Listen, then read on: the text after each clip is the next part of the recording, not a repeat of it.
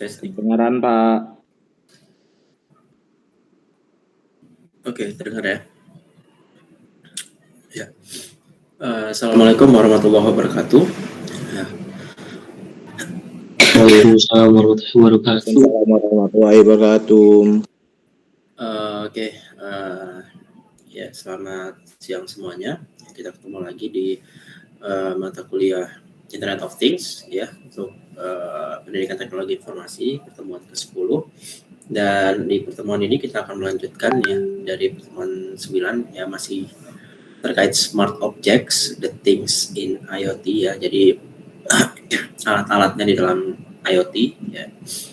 Seperti apa sih yang dikatakan IoT, seperti apa yang dikatakan smart objects ya. Ada apa aja? Minggu lalu kita sudah membahas beberapa ya, ada sensor, ada aktuator ya.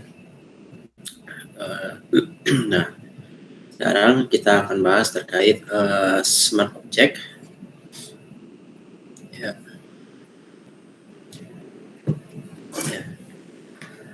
Ya, akan kita bahas ada beberapa hal, yaitu smart objects, lalu sensor networks, dan wireless sensor networks ya. Dan yang terakhir adalah kesimpulannya. Oke, smart objects. Nah, smart objects ini apa sih ya? Jadi smart objects itu adalah ya objek yang pintar ya, bahasa Indonesianya ya, objek yang pintar, yang itu dia bisa mempelajari, bisa belajar ya, smart object ini bisa mempelajari itu dari interaksi dengan lingkungannya ya, dari interaksi dengan lingkungannya. Nah,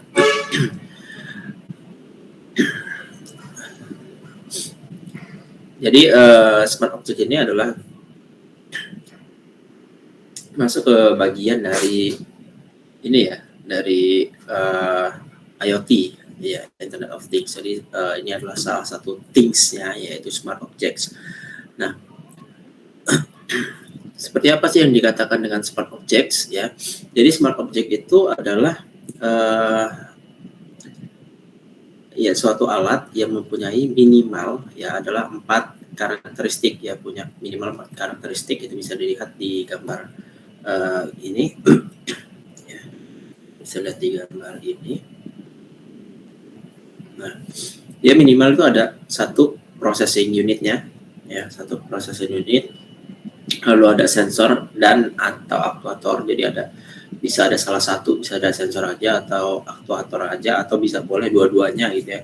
Yang penting yang penting ada sensor atau aktuatornya, itu salah satu. Boleh satu atau banyak nih gitu ya. Boleh satu atau banyak. Sebentar.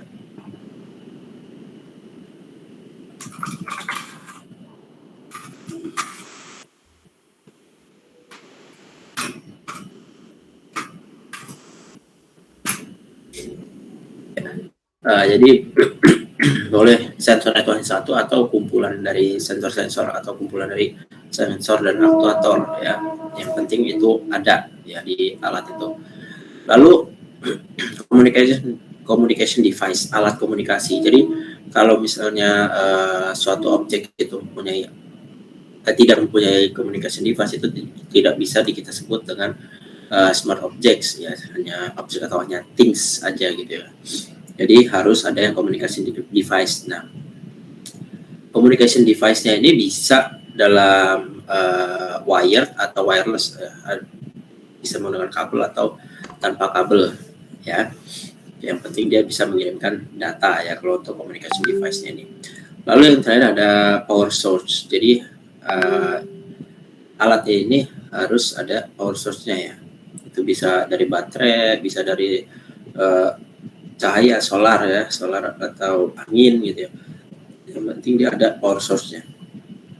Itu baru bisa dikatakan menjadi smart objects. Ya. Ya, smart objects. Nah, jadi itu. Jadi punya minimal 4 hal ini. Processing unit untuk memproses datanya.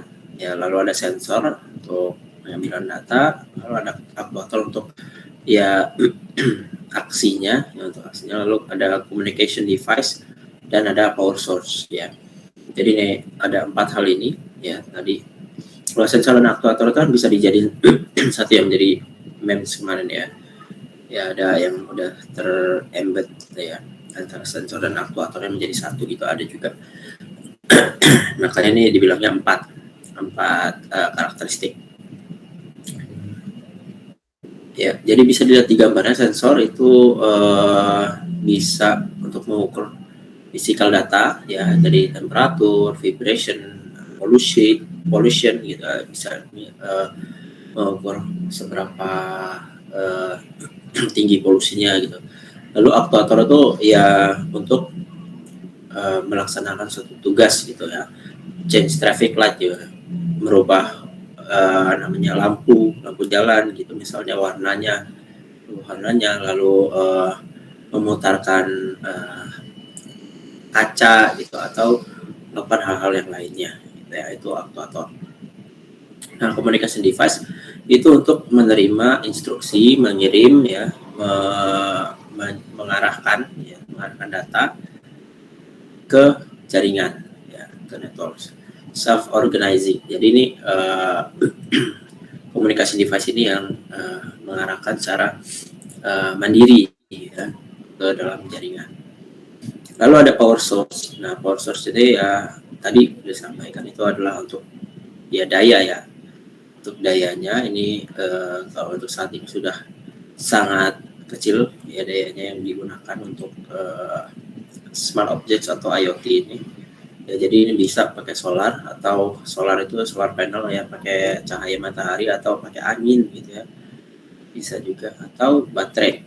Nah, sekarang baterai kecil pun kalau misalnya ini low cost low ini ya low power gitu ya, yang kecil banget itu power yang dibutuhkan, itu satu baterai kecil aja bisa dipakai untuk beberapa tahun gitu, misalnya. Jadi power source ini dibutuhkan apapun jenisnya gitu. Lalu ya untuk ya tiny low cost computer ya, ini embedded system ya, untuk membuat dia smart ya, can be organized into networks. Nah, ini bisa diatur untuk dihubungkan ke jaringan.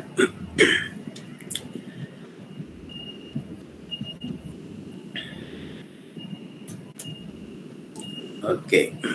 Nah, tadi ya ini minimum device-nya. Jadi kita ulang lagi, ada processing unit ya. Itu smart objects yang memiliki beberapa proses unit untuk acquiring data ya, untuk memproses data, untuk analyze sensing information ya, data yang diambil dari sensor gitu kan. Lalu untuk mengkoordinasikan sinyal pengaturan ya, sinyal untuk mengatur aktuators ya. Lalu untuk mengontrol juga beberapa fungsi dari smart objects ya, termasuk communication and power system. Jadi communication device juga bisa diatur dengan processing unit ini. Power systemnya juga bisa diatur oleh processing unit ini ya. Istilahnya prosesor lah ya, ada prosesornya di dalam satu smart object ini, harus ada processing unitnya. Lalu yang kedua tadi sensor dan atau aktuator. Tadi ada salah satu atau ada dua, atau sensor ada beberapa, aktuator ada beberapa, itu boleh ya. Jadi minimal ada salah satu dari sensor atau aktuatornya. Ya, jadi sehingga smart object ini bisa ya berinteraksi dengan physical world ya, melalui sensor ataupun aktuatornya. Gitu. Jadi kalau misalnya sensor tadi kan untuk ya sensing ya, untuk ambil physical data kayak temperatur, lalu polusi tadi dan lain-lain. Lalu sensor ini akan mempelajari dan mengukur berdasarkan lingkungannya ya. Sedangkan aktuator ini untuk memproduksi beberapa perubahan ya di dalam physical world ya. Perubahan tadi misalnya untuk merubah aktuator ini digunakan untuk merubah warna pada traffic light gitu ya, untuk memutarkan sesuatu gitu ya, untuk memutarkan kaca, atau misalnya di pesawat nih, atau di kapal selam gitu, misalnya drone gitulah, drone bisa dari drone-nya itu untuk kapal selam, misalnya untuk drone pesawat gitu ya, misalnya dia untuk mengatur kecepatan dinamonya, untuk mengatur kecepatan motornya gitu ya, itu bisa ada aktuatornya gitu ya. Nah, lalu ada communication device ya tadi, ini bertanggung jawab untuk melakukan komunikasi ke jaringan ya. Nah ini komunikasinya bisa antar smart objects atau bisa ke jaringan ya, untuk mengirimkan data ya, untuk dianalisis gitu di server. Lalu power source ya tadi sudah disampaikan, untuk melengkapi atau memberikan daya bagi komponen-komponen yang membutuhkan daya ya. Yang menariknya untuk sekarang itu konsumsi daya itu udah sangat signifikan ya, untuk dikurangi gitu ya, sangat kecil sekarang, low power semua nih untuk IoT saat ini atau smart object saat ini ya. Walaupun ya kebanyakan itu untuk communication unitnya atau communication device-nya di powernya malahan, bukan lagi untuk ke device-nya, bukan untuk ke sensornya, bukan untuk ke aktuator, tapi lebih banyak dayanya itu untuk communication unit atau communication device-nya. Oke, selanjutnya, nah ini tren saat ini ya di smart objects itu dari size atau tren saat ini yang dikembangkan, yang perkembangan smart objects ya. Untuk size ukuran ini sekarang sudah semakin kecil, tadinya cuman mini atau kecil, lalu mikro, lalu sekarang udah ada yang nano ya. Jadi semakin kecil untuk smart objects yang ada di dunia saat ini ya. Nah,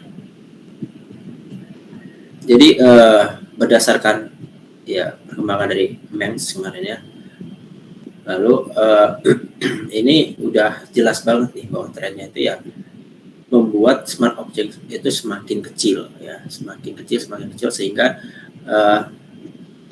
di dalam suatu lingkungan itu bisa menggunakan banyak smart objects gitu ya, untuk satu device misalnya, sehingga data yang diambil di satu lingkungan itu bisa lebih banyak, bisa lebih datanya bisa lebih bervariasi gitu dengan smart objects yang semakin kecil, dan juga banyak gitu ya, semakin kecil dan dia bisa diletakkan banyak smart objects yang tugasnya beda-beda, kan datanya akan semakin banyak atau semakin bervariasi.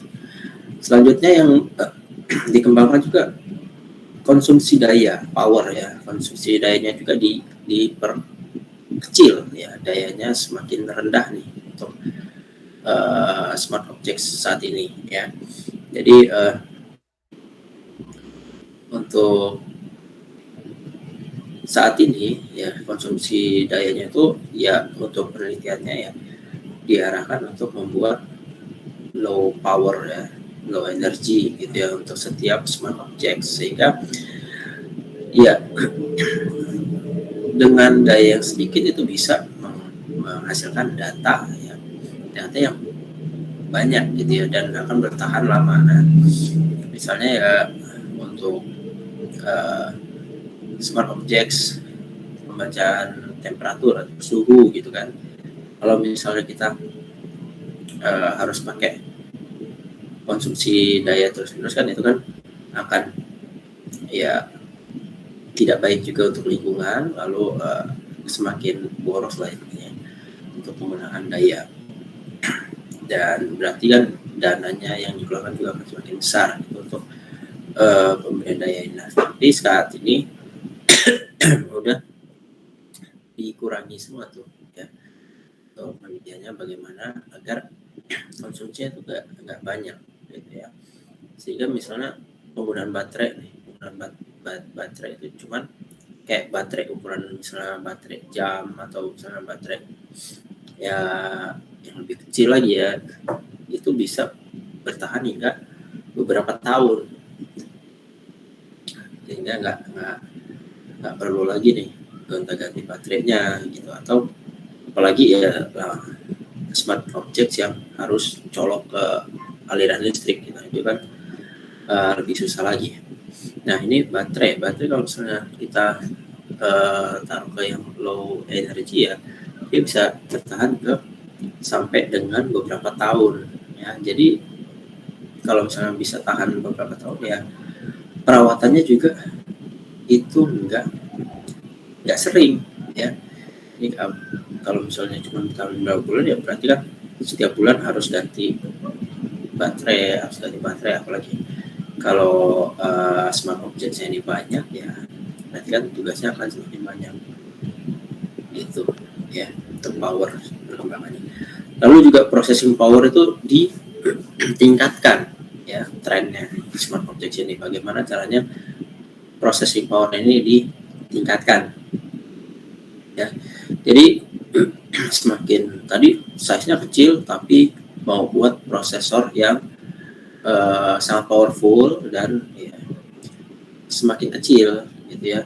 Jadi gimana buat prosesor yang powerful dan juga lebih kecil. Nah, untuk saat ini sudah semakin banyak nih yang buat prosesor dalam ukuran kecil tapi powerful gitu ya. Nah, untuk apa sih kita butuh processing power yang tinggi ya untuk di smart object ini ya? Untuk membuat semua datanya itu bisa diproses, bisa dianalisis misalnya langsung di objeknya, langsung di smart objeknya, sehingga ketika dikirimkan itu tidak lagi membebani server nih, karena yang dikirimkan sudah informasi ya, bukan cuma data mentah gitu. Nah itu yang dicoba dibuat ya, sehingga smart objects yang ada itu bisa langsung memproses datanya untuk menghasilkan suatu informasi gitu.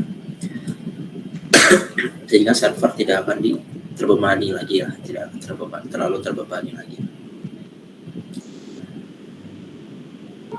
Lalu trennya juga saat ini itu untuk communication ya, meningkatkan capability-nya ya, sehingga yang tadinya kecepatan wireless itu lambat ya, sekarang sudah mulai dibuat agar bisa kecepatan komunikasi tanpa kabel ini bisa meningkat gitu ya. Dan memang saat ini sudah jauh sekali meningkat ya untuk kecepatan komunikasi melalui jaringan tanpa kabel ya. Yang dulu zaman saya SMK gitu kan, itu kecepatan download 500 KB atau 50 kbps gitu kan, itu udah bagus, asal stabil gitu ya.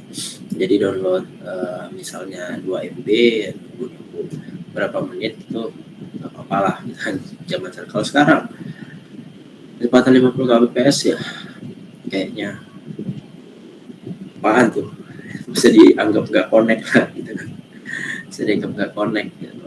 Nah itu mulai ditingkatkan lagi dari 2G, 3G, 4G, sekarang 5G yang mungkin bisa, yang mau dibuat itu bisa berkomunikasi antar perangkat gitu kan, dari 5G-nya, sehingga dari antar perangkat itu bisa saling share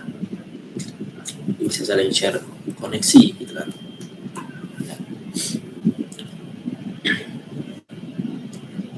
Nah, selanjutnya di bagian komunikasi juga dikembangkan itu untuk standarisasinya ya, bagaimana industri itu mengembangkan ya standar yang terbuka untuk komunikasi atau untuk protokol komunikasi IoT-nya, sehingga ya apapun IoT-nya ataupun smart object-nya itu bisa terhubung ya, bisa terhubung dengan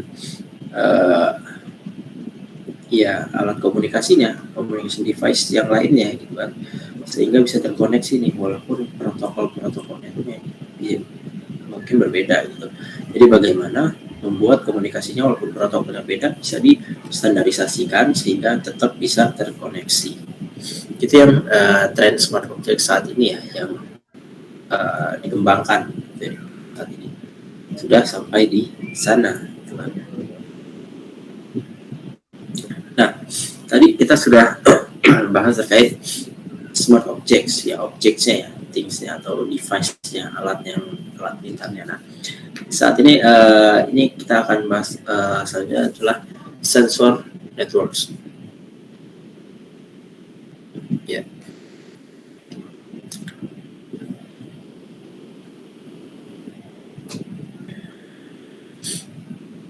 Apa itu sensor networks? Ya, sensor atau or actuator network atau SANET ya, bisa sering disebut SANET.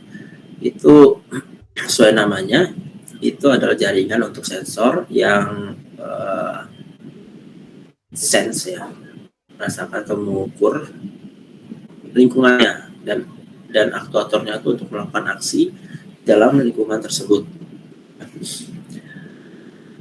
Nah, sensor sama dan aktuator di SANET ini bisa digunakan untuk berkomunikasi dan berkooperate ya, untuk tujuan yang produktif gitu, untuk membuat suatu hal itu menjadi lebih produktif ya. Misalnya sensor ini ya, sensor kamera misalnya untuk membaca gambar gitu kan di traffic light gitu kan.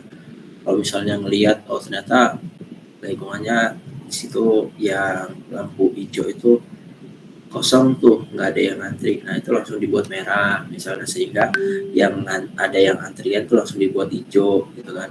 Nah itu bisa menggunakan sensor kamera tadi itu ya, sehingga lebih produktif, jadi jalan bisa lebih lancar ya, yang mana yang lebih panjang antriannya, atau misalnya yang mana yang kosong itu dibuat merah gitu kan, misalnya seperti itu ya. Nah,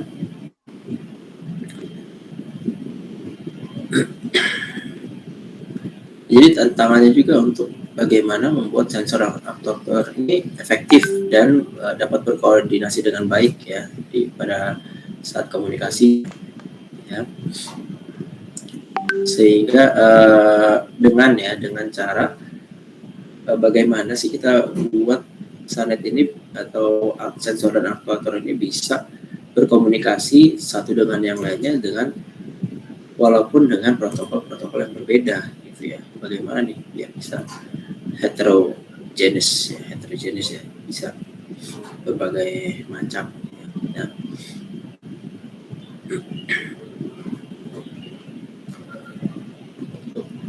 SANET selanjutnya apa keuntungannya nih ya? Kalau tadi SANET itu kan untuk sensor or actuators network gitu ya. Nah, networknya itu bisa dua ya, tadi yang disampaikan dua, yaitu wired dan wireless ya, bisa bisa menggunakan wired atau kabel, atau wireless tanpa kabel.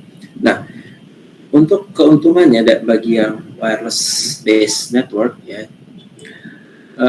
yang pertama ada greater deployment flexibility ya, especially in extreme environment or hard to reach place ya. Jadi lebih fleksibel lah penempatannya gitu ya, karena kita nggak perlu narik kabel, nggak perlu ngulur kabel kemana gitu kan, sehingga mau penempatannya di mana yang susah dijangkau sama kabel gitu ya, itu lebih mudah karena wireless ya gitu kan. Ada satu hotspot yang memang kuat ya, di communication device-nya yang kuat gitu, sehingga bisa terkoneksi ya, walaupun kita letakkannya di sebelah mana gitu ya, sebelah mana hotspotnya itu kan nggak berpengaruh ya, yang penting jaraknya gitu. Sedangkan kalau misalnya kita pakai kabel ya, kita harus memperhatikan lagi lingkungannya itu seperti apa gitu Apalagi kalau di lingkungan terbuka pakai kabel ya, kita harus memikirkan dulu yang kabelnya itu kalau misalnya di lingkungan luar ya gampang rusak atau enggak, misalnya terkena hujan atau yang lainnya, itu harus dipikirkan juga. Sedangkan kalau misalnya pakai wireless ya nggak perlu tuh gitu ya. Tinggal kita smart objects ada yang kita perhatikan gitu ya, penempatannya di bagian mana yang terjangkau oleh wireless networknya. Lalu yang kedua, simpler scaling to a large number of nodes ya. Jadi sederhana lah ya, atau gampang lah untuk memperluas lagi ya, atau untuk menambah device-nya, menambah ini ya, menambah smart objects-nya gitu ya. Jadi ya tambahin aja tanpa kita harus memikirkan ya ada kabelnya apa enggak ya kan. Yang penting ada jaringannya. Sudah di sana kan pas kalau sudah pernah ada ya apa namanya, sudah membangun SANET-nya ya, sensor and actuator network-nya ya, tinggal pasang aja gitu karena sudah jaringannya sudah ada gitu. Sedangkan kalau yang wired kan kita harus cari lagi kabelnya bisa nggak diarahin ke sana gitu kan, kabelnya bisa nggak kita tarik ke sana ya, ke tempat itu, harus ada penambahan kabel lagi. Sedangkan kalau wireless ya nggak perlu ada penambahan apa-apa nih. Lalu lower implementation cost ya, dana yang dibutuhkan juga lebih sedikit untuk mengimplementasikan SANET ini ya, sensor and actuator network ini.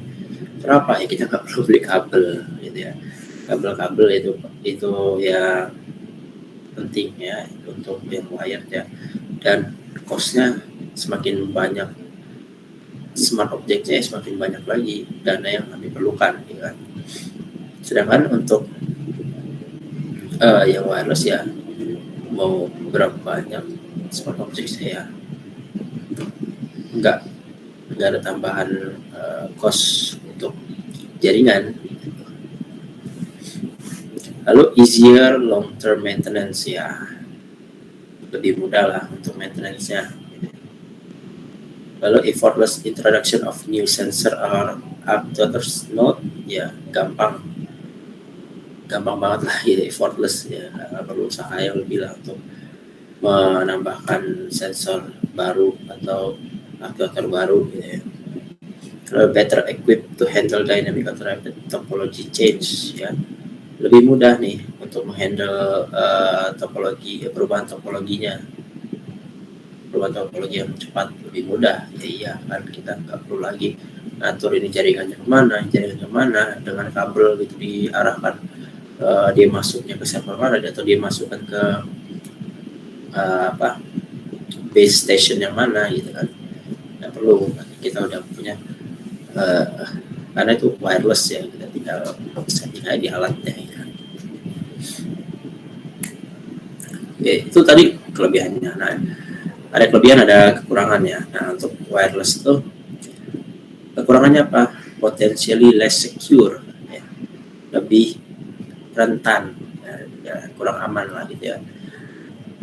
Contohnya dibajak ya, melalui akses poinnya ya, akses poin hotspotnya gitu kan, bisa langsung dibajak kalau akses poinnya itu udah kena gitu. Nah, sedangkan kalau misalnya kabel kan di jaringannya yang koneksi cuma bisa lewat kabel itu aja, seperti itu. Kalau untuk potensial keamanannya keamanannya di bawah dari yang wired gitulah.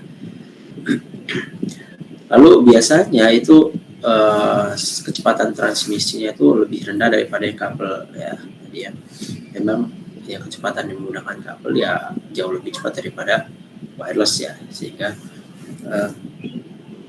kecepatan transmisinya akan lebih rendah.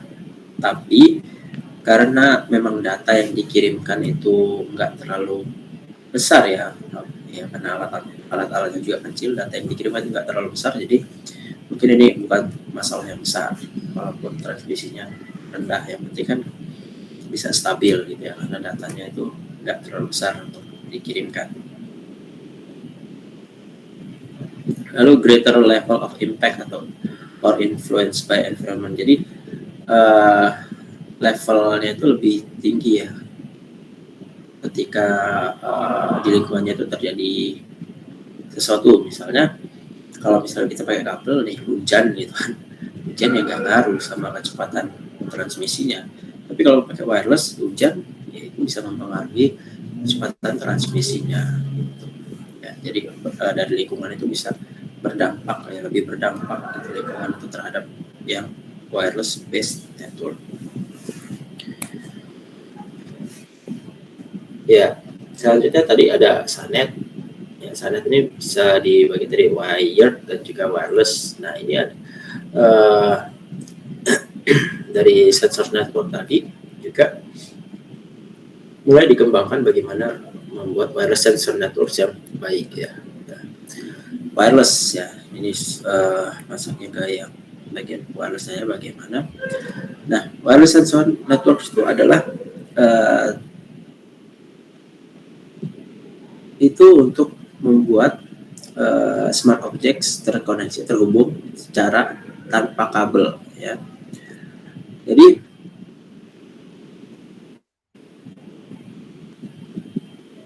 ya wireless sensor network tadi ya itu jaringan sensor yang tanpa kabel ya, itu secara mudahnya lah ya, secara mudahnya untuk menghubungkan antar smart objects ya. Jadi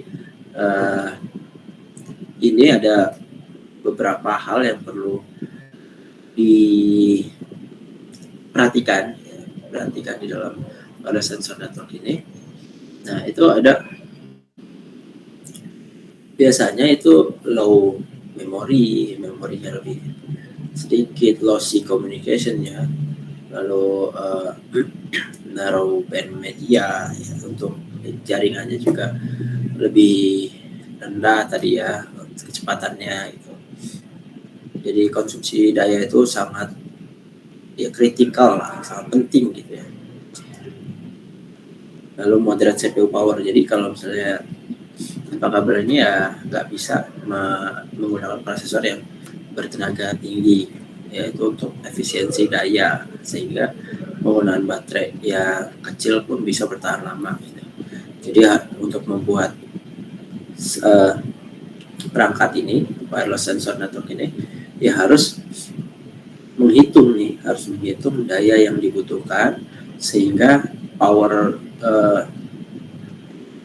source-nya itu bisa kita tentukan ya, untuk berapa lama ya, misalnya powernya itu cuman baterainya kecil gitu kan ya, kalau misalnya kita pakainya CPU powernya yang terlalu tinggi padahal nggak butuh tuh untuk data yang digunakan untuk sensor itu prosesnya yang begitu powerful gitu ya. Jadi nggak bisa maksimal gitu ya untuk dayanya, nggak bisa bertahan lama. Nah, ini adalah hal-hal yang batasan yang signifikan dari smart objects di wireless sensor networks.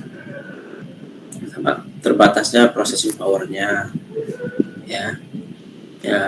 Kedua, memorinya juga terbatas karena memang ya wireless, jadi nggak ada daya tambahan ya, sehingga memorinya itu harus dibuat sekecil mungkin sehingga daya yang dibutuhkan untuk memorinya juga lebih kecil.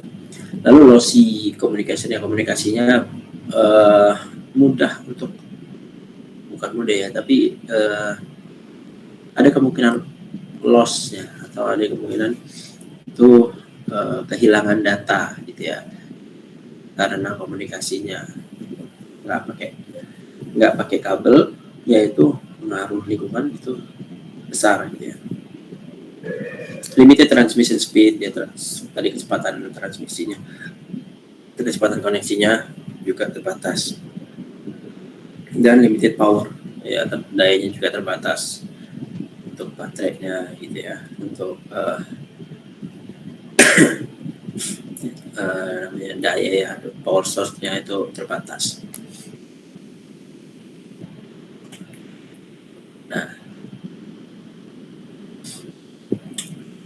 Ada communication protocols for wireless sensor networks, ya, protokol komunikasi. Nah, untuk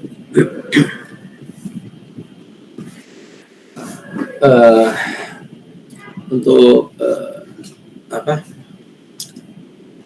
alasan yang complicated ya, alasan yang rumit ya, WSN itu sudah meningkat ya, sudah berkembang menjadi heterogenes ya, dengan lebih interaksi yang dibuat lebih sophisticated ya, lebih baik lagi ya. Nah, kenapa sih kenapa communication protocol ini penting untuk wireless sensor networks? Ya, karena ini protokol komunikasi ini dibutuhkan untuk bisa berkomunikasi dengan smart objects-nya. Nah, masalahnya adalah biasanya beberapa vendor, beberapa brand gitu ya, itu mempunyai protokolnya masing-masing untuk bisa terkoneksi dengan smart objects. Nah, makanya sekarang ya wireless sensor network ini mulai dikembangkan bagaimana bisa terkoneksi dengan ya, walaupun protokol komunikasinya ini berbeda gitu ya, bagaimana dia bisa tetap berkomunikasi untuk protokol yang berbeda. Itu yang dikembangkan ya, yang sudah mulai dikembangkan, dan sudah banyak gitu ya alat-alat atau smart objects yang bisa terkoneksi dengan protokol komunikasi dari wireless sensor networks ya, walaupun protokolnya beda tapi bisa dikoneksikan lah dengan yang lainnya, dengan smart objects lainnya, bisa ada komunikasinya. Nah, kesimpulannya apa sih untuk sensor network ya, wireless atau SANET tadi ya, dan juga smart objects. Nah, wireless sensor and actuator networks itu adalah platform komputasi yang unik ya, yang itu bisa highly distributed ya, bisa didistribusikan secara luas, bisa diimplementasikan di lingkungan yang unik ya, yang dimana kalau platform komputasi yang tradisional tuh nggak ditemukan yang seperti itu tuh ya, nggak bisa kita implementasikan platform komputasi yang tradisional itu untuk di suatu lingkungan yang unik tadi ya. Nah, ini memang tipikalinya untuk smart objects atau wireless sensor and actuator networks ya. Nah, hal ini memberikan kelebihan ya, dan juga peluang yang unik ya untuk bisa berinteraksi terhadap berbagai lingkungan ya, dari sensor dan aktuatornya tadi. Nah, ini adalah basis dari IoT ya, dasarnya dari IoT.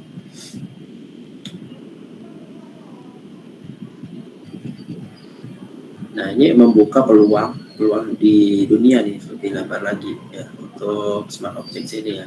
Banyak kemungkinan, banyak peluang yang bisa kita manfaatkan dengan adanya smart objects ya, atau wireless sensor and actuator networks itu.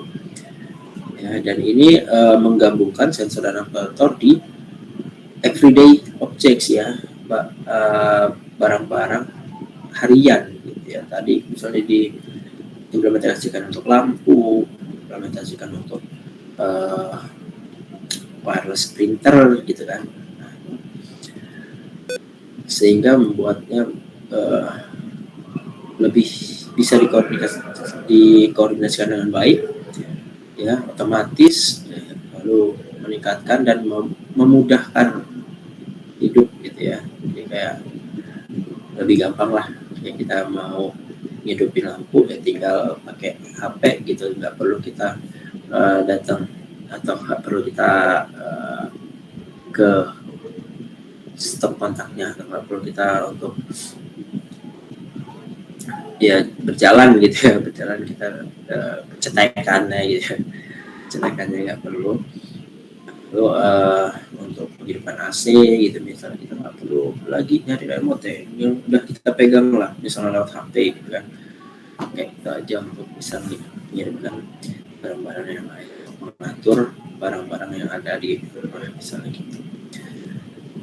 Ya, ada banyak banget smart objects ya yang sudah dirilis, yang sudah ada, yang sudah digunakan, itu sudah banyak. Oke, sampai sini ada yang mau bertanya nggak? Ya, Adiska Rizky silakan.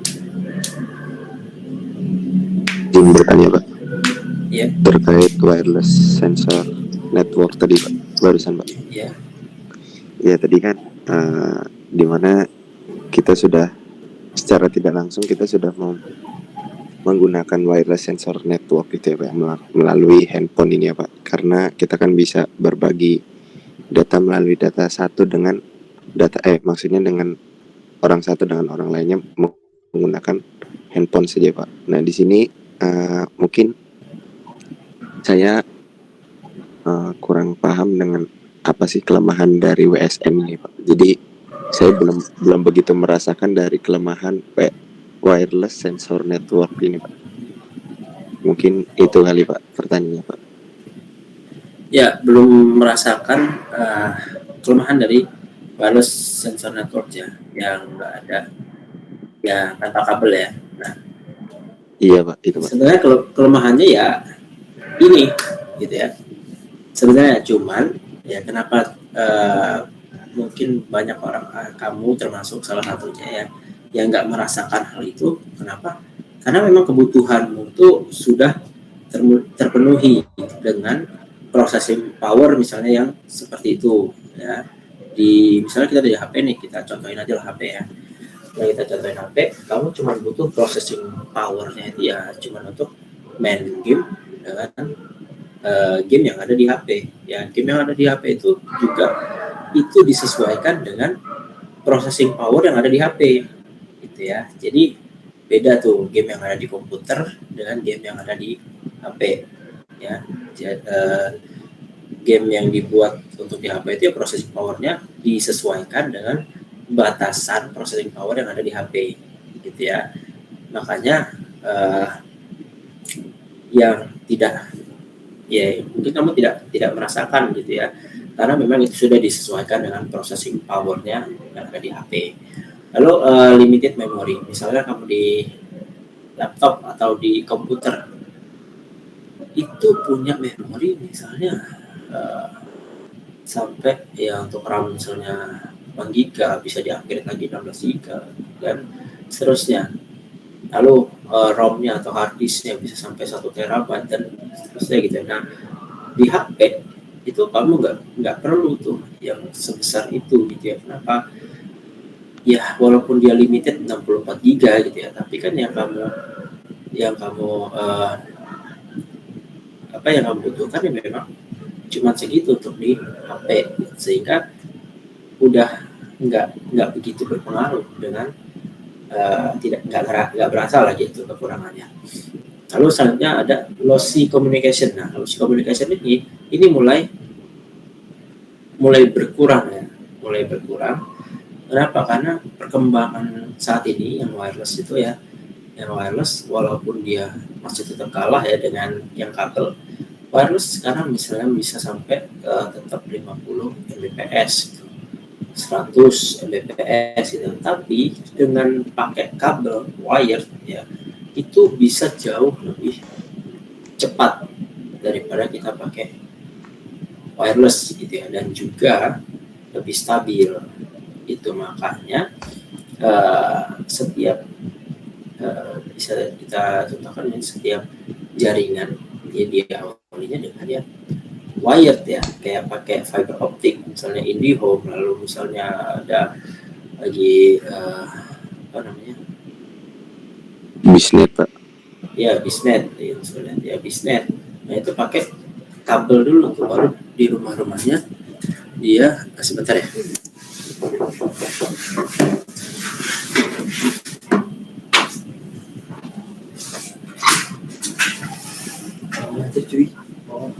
Minjem casan boleh nggak? Saya dapat tuh. Casan HP. Boleh. Boleh. Minjem bentar ya.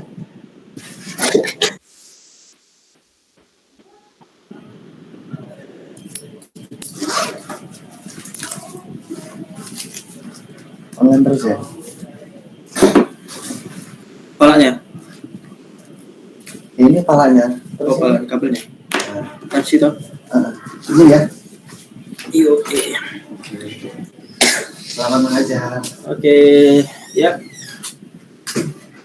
Sama tadi. Oke, tadi ya. Komunikasi juga udah nggak terlalu berasa lossy-nya ya. Tapi masih beda. Nah, apalagi kalau misalnya kita ngomongin ya wireless sensor networks ya, wireless sensor ya, misalnya sensor yang lebih kecil, yaitu komunikasinya karena ya beda ya. Kalau misalnya kita pakai HP kan gitu, sensor yang digunakan di HP udah mulai canggih ya, udah mulai lebih baik ya gitu untuk wirelessnya, untuk namanya jaringan SIM cardnya atau jaringan Wi-Fi-nya gitu udah baik. Tapi kalau misalnya untuk smart object yang kecil itu beda gitu ya, beda yang memang harus sangat diperhatikan ya, karena lossy komunikasi itu bisa terjadi, transmisi juga nggak secepat dengan yang ada di HP ya. Nah kalau misalnya di HP udah nggak begitu, dia udah oke lah gitu ya untuk wireless gitu. Seharusnya limited power ya, seperti HP limited power ya, kita harus ngecas ya, misalnya kita butuh power gitu kan, kita harus charge gitu ya, nggak bisa bertahan beberapa hari gitu. Tapi kalau misalnya pakai kabel ya, yang penting kan listrik hidup terus ya, dayanya selalu ada gitu kan, mau dipakai 30 hari berturut-turut pun ya oke gitu, asalkan jadi apa namanya stabil ya listriknya gitu. Itu yang kekurangan dari WSN ya, harus itu sebagai contoh. Gimana Adiska? Baik Pak, Ya, mungkin sudah cukup mungkin Pak. Terima kasih Pak atas jawabannya Pak. Oke, ada lagi?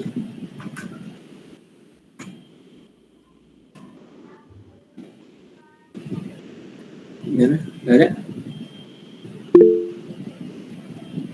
Pak, izin bertanya Pak. Oh iya, yes. Oh iya, saya kemarin minta di share PPT yang kemarin Pak sama yang ini. Kemarin di Viklas belum ada. Oke, oh minta PPT-nya. Ya Pak. Oke, ya nanti akan di upload di Viklas ya. Tolong diingatkan aja nanti. Belum ada. Oke, Ajis. Ada lagi?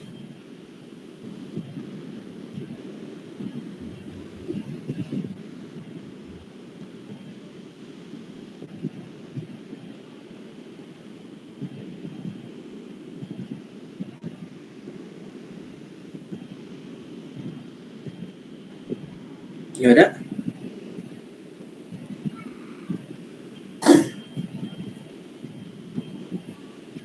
Oke, kalau nggak ada, selanjutnya akan menjelaskan tugas ya. Oke, sebentar.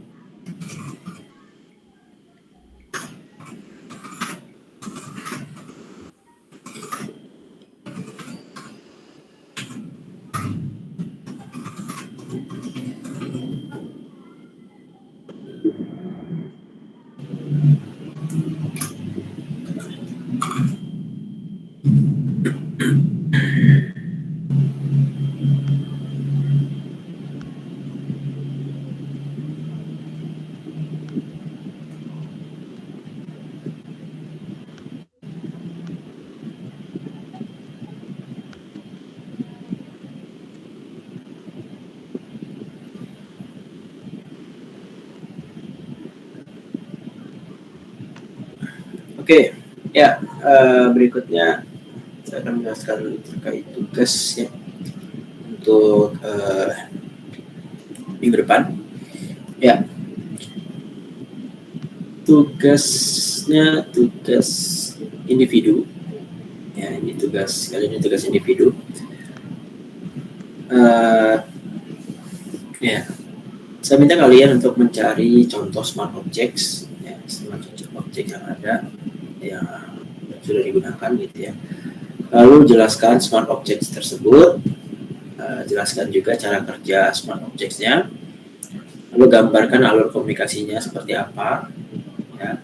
Lalu jelaskan komponen apa aja yang digunakan di smart objects tersebut, dan hal semuanya dikumpulkan dalam bentuk .doc atau Word ya, melalui vClass. Nanti akan dibuatkan assignment ya di vClass. Ada pertanyaan terkait tugasnya? Atau cukup jelas? Jelas. Oke, cukup jelas ya. Nggak ada pertanyaan lagi?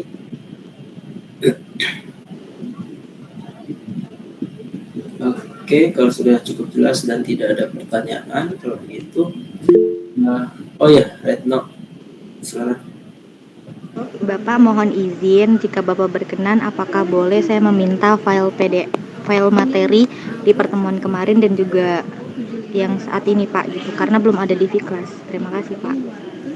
Oke, ya, ya boleh. Tadi Ajis juga udah minta. Nanti akan saya upload ke vClass ya. Oke, Retno, ada lagi yang lain? Baik, terima kasih Pak. Ya, gimana? Nggak ada? Cukup? Oke, cukup ya. Ya, kalau begitu, kalau sudah cukup, saya akhiri perkuliahan kita siang hari ini. Terima kasih sudah hadir. Assalamualaikum warahmatullahi wabarakatuh. Waalaikumsalam warahmatullahi wabarakatuh. Terima kasih Pak. Ya, Terima kasih Pak. oke.